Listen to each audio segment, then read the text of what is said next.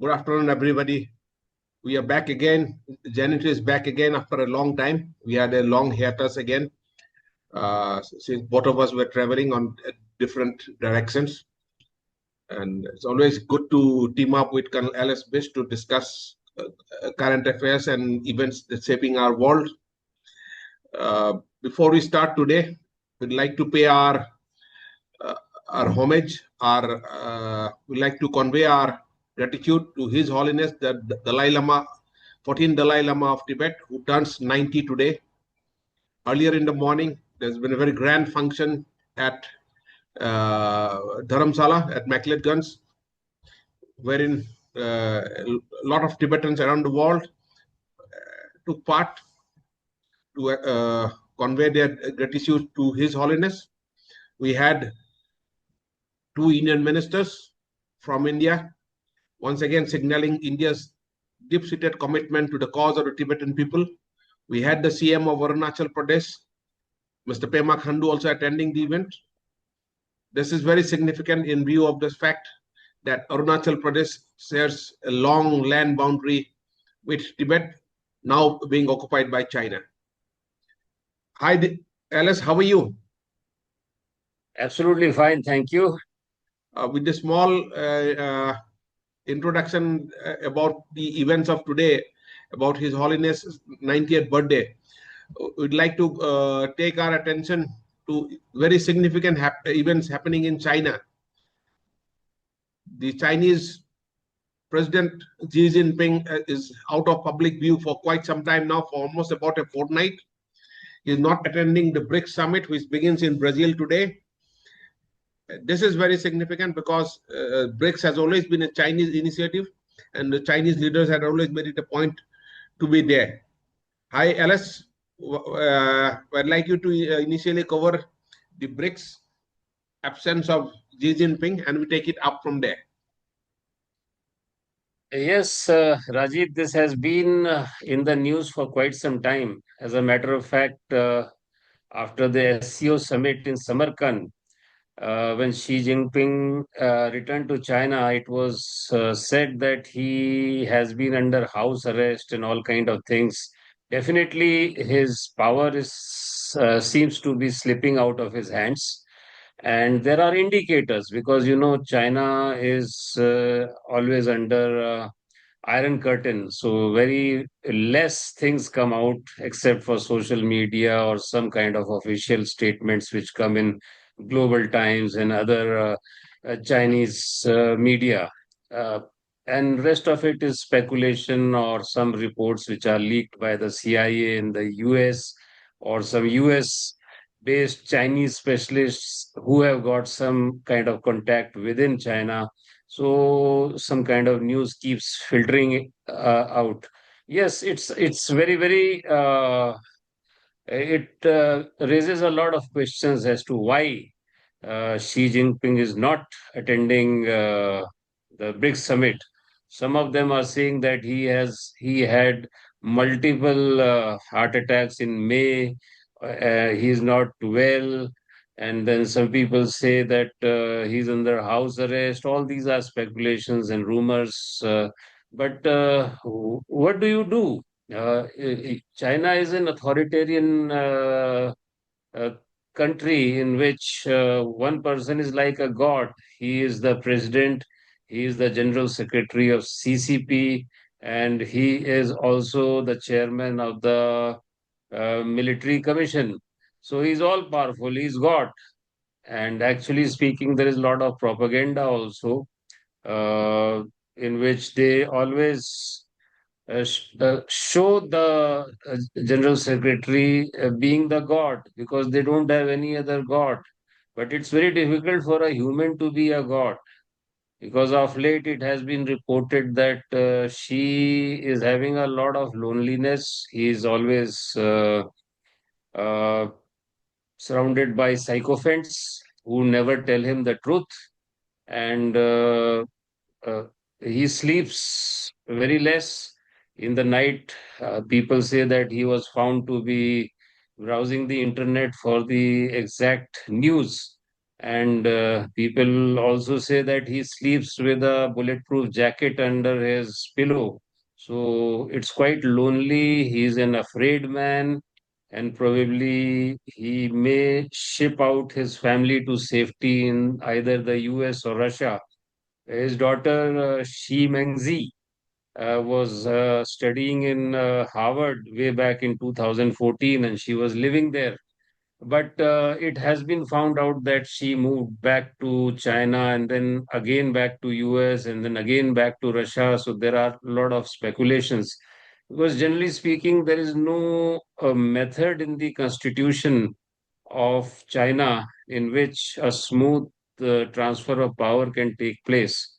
And basically, one should always attribute it to their constitution. In 1952, the great Stalin, he said that China should be a single party country like Russia or the Soviet Union at that time. And single party means you are going towards an authoritarian regime.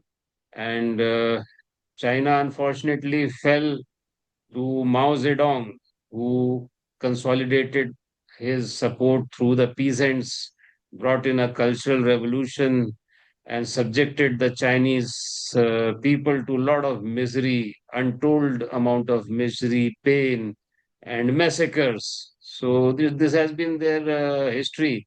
And right from 1949, when China was declared a republic, up to 1976, till the time Mao Zedong died at the age of 82.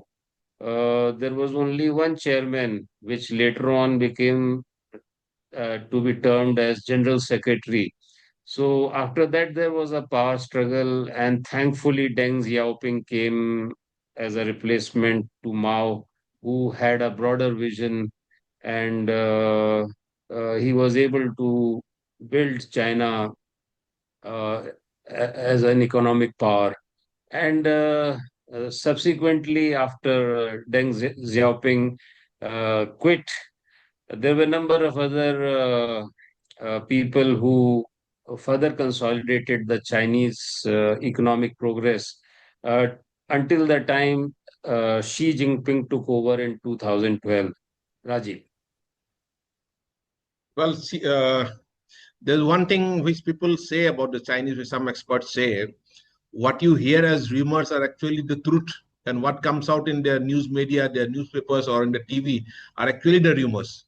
So this time the rumors are very strong about his disappearance. In fact, it is said that he was trying to build up a personality cult around him. He has been the president of the Chinese Republic. He has been the general secretary of the Chinese Communist Party, and then he was the chairman of the Central Military Commission. And during this time, he, in the guise of acting against corruption, he had uh, carried out large number of purges against Chinese potential opponents, both within the military as well as in the party, which is antagonized the many factions within the party. In fact, the Chinese Communist Party mirrors the China of the olden days, when the emperor's court in China was cesspool of intrigues and chicanery. So the same plot is now within the Communist Party. It may appear as one huge, gigantic entity, but deep inside, it's faction-ridden, different factions vying for control, vying for patronage, and for a some amount of time, it appeared that Xi Jinping had got onto the top of the whole intrigue box. But now it seems the factions are hitting back. In fact, his treatment of Hu Jintao, when his predecessor in the Communist Party, as the Communist Party boss, was thrown out of the Chinese National People's Congress meeting in the year 1923, if I'm not wrong. That was not liked by many within China, because that showed what kind of that displayed Xi Jinping's arrogance. It is said that the vice chairman of the Central Military Commission and the Hu Jintao faction have got together to corner Xi. So, would you like to throw some light on how this power shift comes about in China. You were already alluded that they do not have much of a system in place for changeover. How Mao died and how Deng after Deng. What is it actually that decides who rules China? You see, there is a problem because uh, once these kind of people take over a huge country like China, uh, the constitution was pretty fair. Actually, they said that a general secretary would have a term of 2 terms max of 5 years. And unfortunately, in 2017 or rather 2018, Jinping did something like he said that he will be the supreme leader or say the president for life. Now, in 2018, if you say that I am the president for life of China, People's Republic of China, then there is a problem. How do you remove such a person? Because he is not only the general secretary of the party, the chairman of the Central Military Commission, the PLA is fully under his control. So, how do you remove such a person?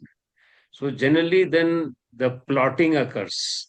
The plotting occurs. And you very rightly brought out that there is a very, very strong faction of Hu Jintao, the previous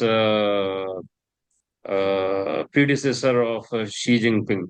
So he, along with Zhang Jia, who is the vice chairman, the first vice chairman of the Central Military Commission, Zhang Yu's, both yeah, of yeah. them, Zhang Jia. So this guy, along with Hu Jintao, seniors in the CCP, they all have come together, and they are quite a powerful faction. And as you said, that Hu Jintao was publicly humiliated.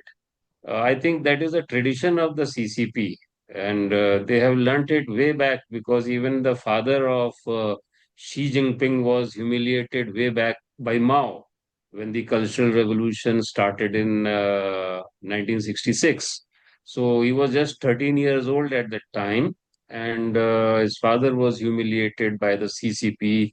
And one of his first cousins, probably half sister, they say, she also committed suicide under such pressures. So the society is absolutely the communists. It's ruthless, and as a matter of fact, it's inhuman.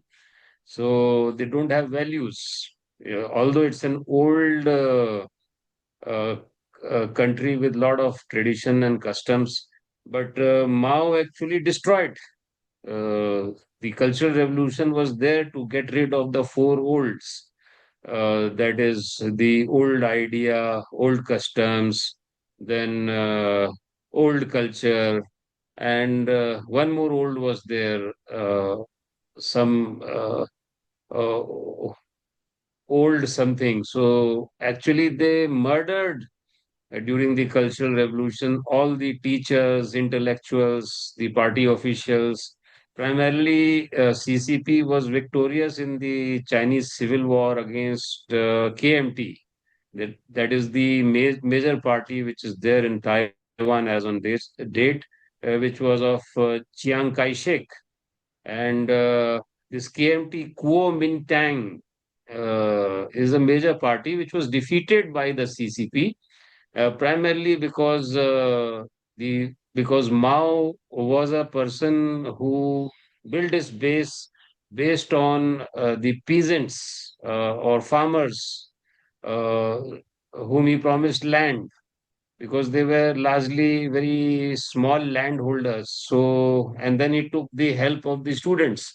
Why do you think the communists always target the universities all across the world, whether it is Harvard, Yale, or whether it is our own JNU or Jadavpur? Because the Cultural Revolution was carried out by the students. So there used to be the Red Guards.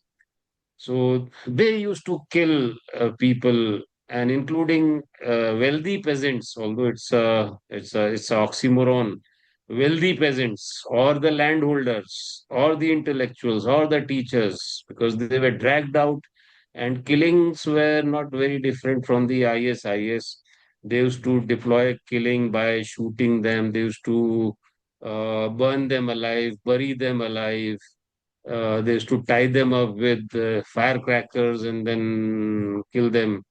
And various other very cruel methods were adopted. And somewhere around uh, 2 million people, 20 lakh people were massacred, because I was seeing some of their videos. So it was very, very systematically done. And later on, what happened that the students were spiraling out of control. So Mao sent them to re-education centers, in which again a lot of atrocities were done. Now you see these re-education centers in Xinjiang province, wherein the Uyghurs are subjected to this thing. And 3 months in the re-education centers, you forget everything. If you don't forget, then chemicals are injected, and the women in particular, they can't reproduce after that, and the people are not able to think. So these kind of things have been happening there. So insulting Hu Jintao probably has taken its toll, and Hu Jintao faction is becoming stronger, because the economy of China, that is People's Republic of China, has faltered, and the people are very, very impatient now, and their justice system is also collapsing. So unemployment is at the highest, 20%. So can you imagine this kind of chaos which is there? The banks are collapsing. The village banks are collapsing. The bigger ones are intimidating them by having digital suppression and acquisition of these banks. So they are closing in hundreds every year. So primarily, and even the food production is bad. Now you see, there are three things the experts in China say which has destroyed China. Uh, First one was the famine, the Great Famine from 59 to 61. So why did famine happen? It was primarily because of the great leap forward. Now, this is something which has been buried under the history, but those people who have seen this kind of thing, who have researched on this thing, Great Leap Forward was nothing. Mao was an impatient person. He primarily thought that he would bring around the change wherein he will convert an agrarian society wherein 80% people were doing farming. He thought that overnight he will convert it into a economy of mass manufacturing, mining, and all those kind of things. So what he did was that he said that shut down uh, all your farms, all your agricultural activities, and go and become a laborer in the factories. So he wanted to produce steel, mining, iron ore, limestone, all these kind of things had started. And then he started the communes. The communes are nothing but community kitchens and community messes in which the people would come and eat. But these things failed miserably because there was no one producing food. While food was being diverted to the cities, it was being diverted to the ruling CCP. And they say that from 15 to 40 million people, can you imagine? 40 million people perished because of hunger. And these communes were very, very corrupt, and they favored only a few. And there was no food, and they kept on exporting it and did not acknowledge that there is a crisis. So, this is how Mao was doing it. And killings were there, then a lot of chaos was there, anarchy was there.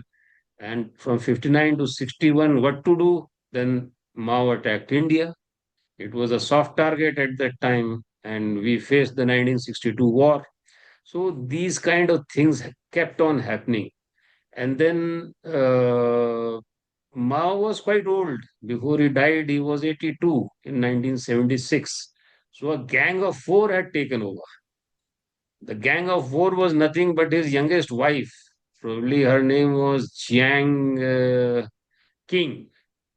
And she was very corrupt lady along with three others. So while Mao was held captive, then a lot of diktats came in, and this kind of cultural revolution kept on going on.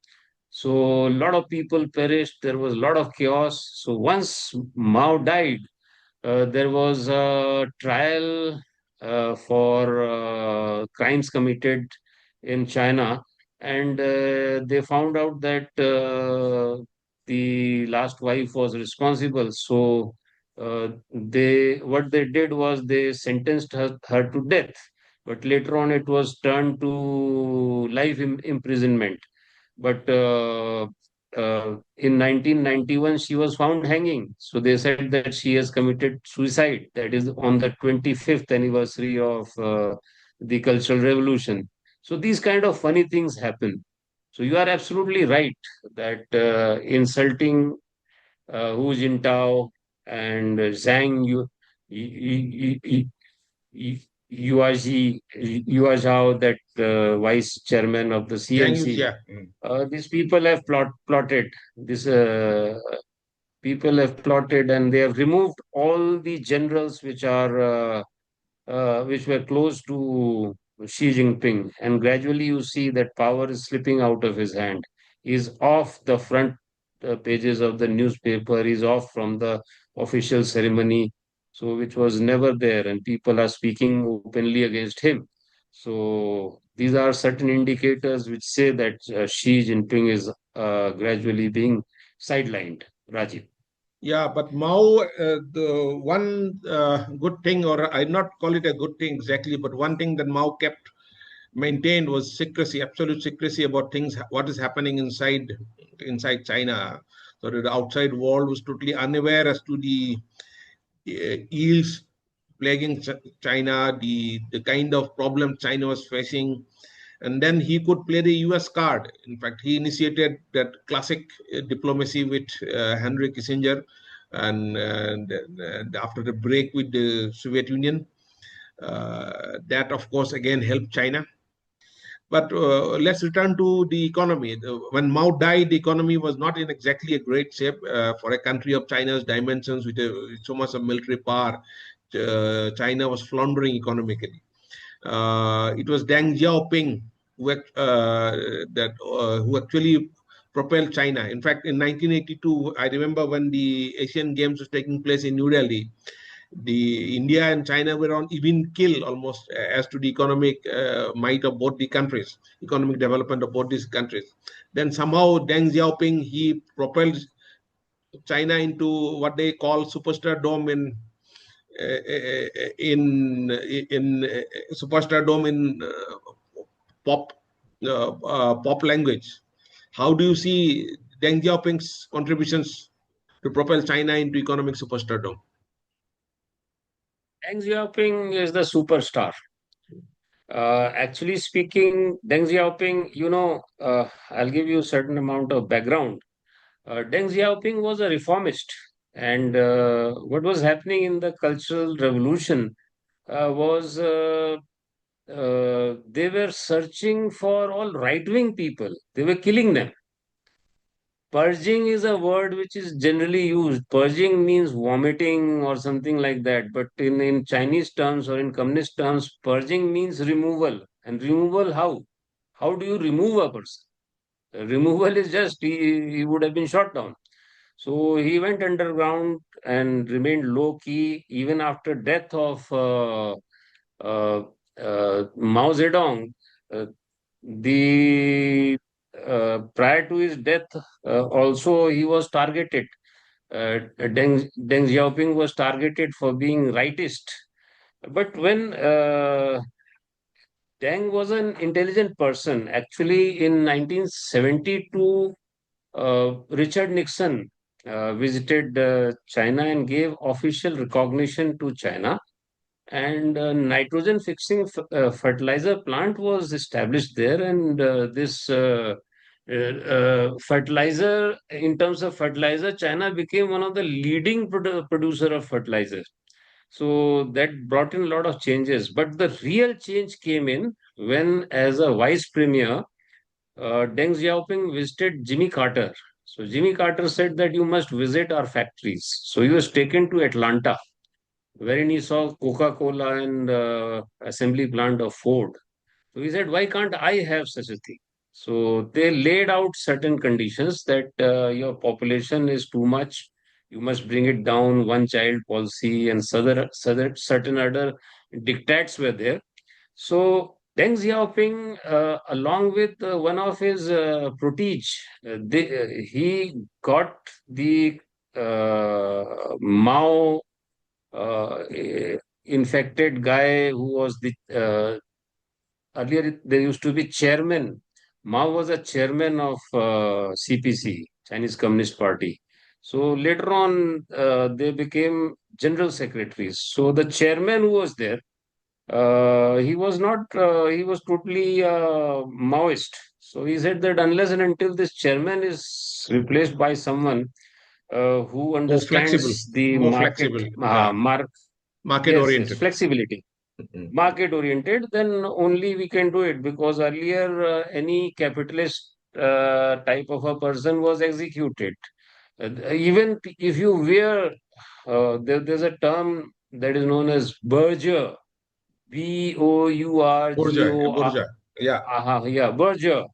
So if you're found wearing some kind of a capitalist clothing, even a you were murdered necktie. on the Yeah, streets. Yeah, flashy you were tie or murdered on the flashy. streets. Yeah, Yeah, even haircut. haircut. If you had a haircut, bourgeois haircut, then you were Yeah, supposed to be finished off.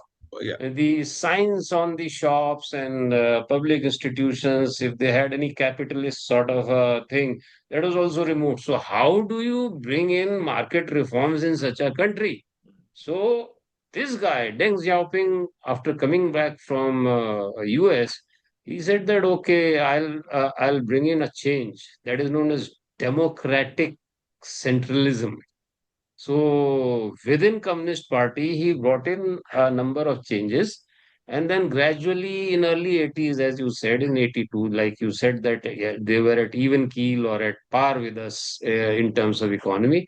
Suddenly what happened that state-owned enterprises, they were gradually corporatized, and their shares went into Shanghai Stock Exchange and then into Hong Kong Stock Exchange, and they started producing. So even as of date, around 40% of the GDP, that is almost, they say that 15 odd trillions is contributed by state-owned enterprises.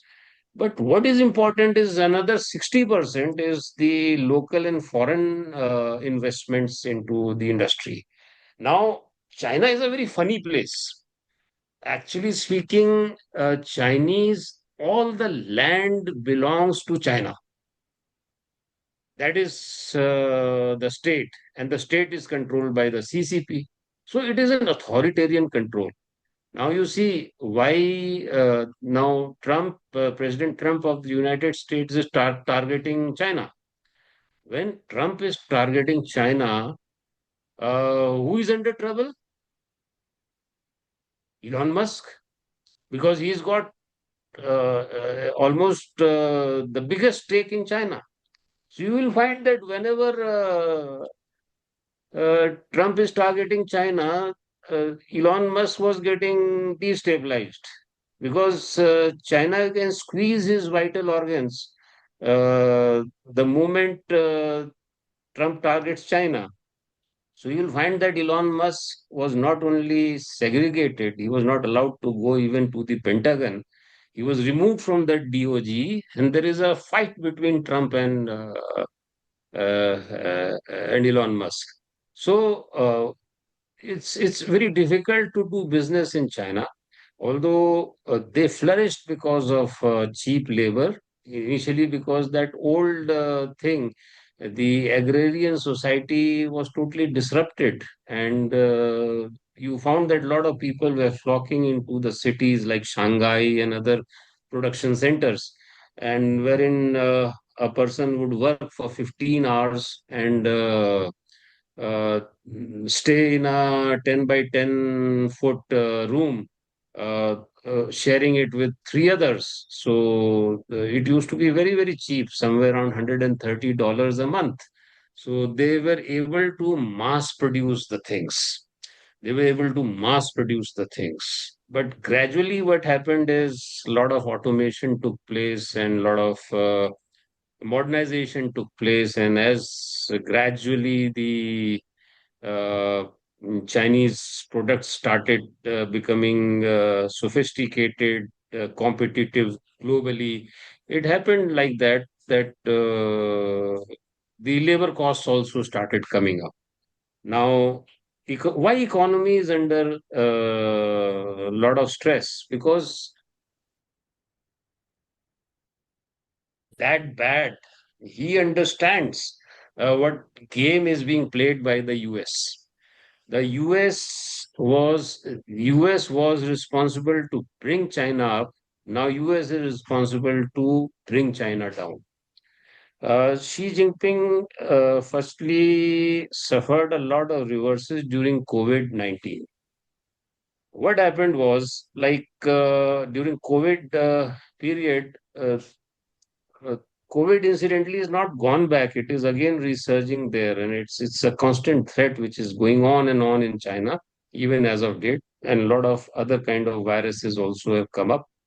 That is another question. But during COVID-19, there was some kind of a realization which Xi Jinping uh, realized that in 3 decades of manufacturing, in which they have destroyed their environment, they have hardly gained somewhere around 3 trillion in 3 decades.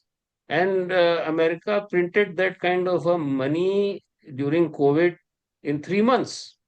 So he said that we are fools. We are taking this paper back money, and why should we keep on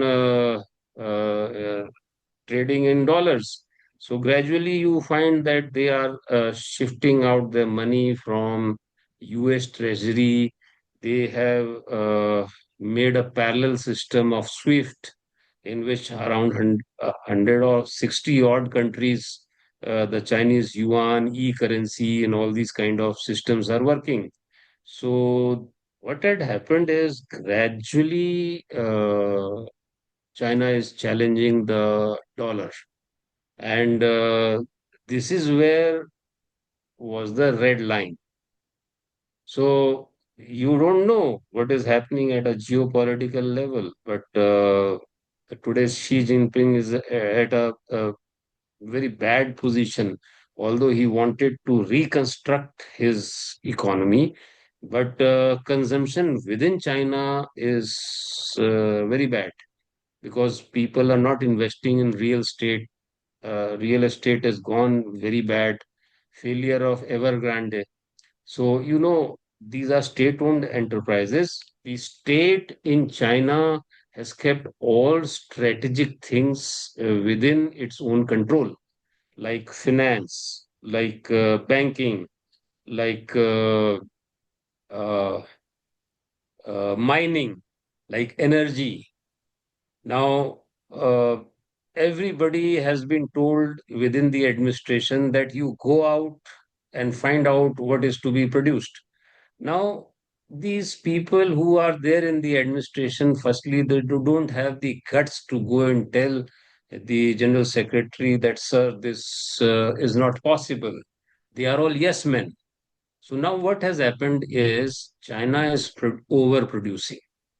They have overproduced vehicles.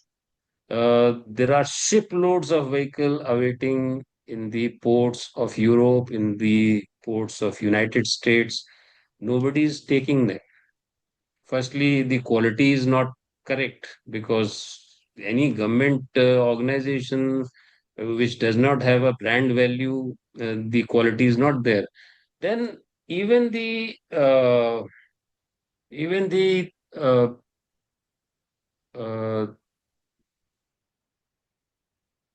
things like steel, the quality is bad. They have overproduced steel. Now, Europe has also put some amount of sanctions in dumping. America has totally stopped taking Chinese steel. In India, too, we have stopped taking Chinese steel. They have produced so much of steel, which Mao originally thought that he will do it. The quality is very bad. It is bad to that extent that the buildings are collapsing, the dams are collapsing under flood, and wherever they have constructed huge mega projects, they are all under a lot of stress. The Gorges Dam, God forbid, there's a lot of flooding in provinces like Hunan, Hubei, um, then your uh, Guizhou. These are all, Hubei is the place where this Three Gorges Dam is there, which is on the Yangtze River. And the tributaries, there are almost five to six tributaries, major tributaries, which are the catchment areas of Yangtze River. They are all overflowing. Now you have cut during the Mao's time to increase their production of steel and other things. They cut the trees for the coal to fire the furnace. So once you have denuded your forests, these kind of things will happen. There are no trees to hold on to the water. And while you are doing all sorts of funny things in agriculture, you are putting so much of pesticides and other things. You know, environment is very, very fragile. So if all Well, the we are coming towards the end of our program. As usual, we keep it short and sweet. We try to keep it short and sweet. I'd like to, of course, before we go, I'd like to hear your views on what kind of a leadership China is looking at. The paramount see of the Communist Party, of course, will remain. It has got a stranglehold on power over China. It has got a stranglehold. It's basically a police state. It has a stranglehold over all the people. But what kind of a leadership you see emerging? Some kind of a collective leadership now once Xi Jinping goes? yes, Zhao Jia is the one who is calling the shots in the military, and Wang Yang is supposed to replace Xi Jinping as per the news which we are receiving from China. Wang Yang is one of the persons who is a technocrat basically, and he's a broad-based, wider horizon person, and he's a reformist. So, the sort of a thing wherein China got isolated, people are expecting that, and he's less of a confrontationist, but that should not make us complacent, because it may happen that whenever they are under trouble, they externalize their problem. So 1962 was one such manifestation. Even Galwan was one such manifestation. And South China Sea also, they did something which was because of their internal disturbances. So we are hoping that whosoever comes there will be more reasonable. But there are compulsions. Their Western Command or Southwestern Command, theater command, there are a lot of reshuffling happening, which is not a very good sign. And we should keep our guards up. And we only hope that whatever turmoil is there, it settles down fast, because Yeah, with that, we'd anything. like to come to an end. Once again, with a request to our viewers to like and subscribe our channel. I hope you enjoyed. You will enjoy listening to this particular program. Thank you, Alice. And once again, wishing His Holiness the Dalai Lama a very happy 90th birthday, and wishing him many more years to come. Thank you so much. Thank you, and Jai Hind.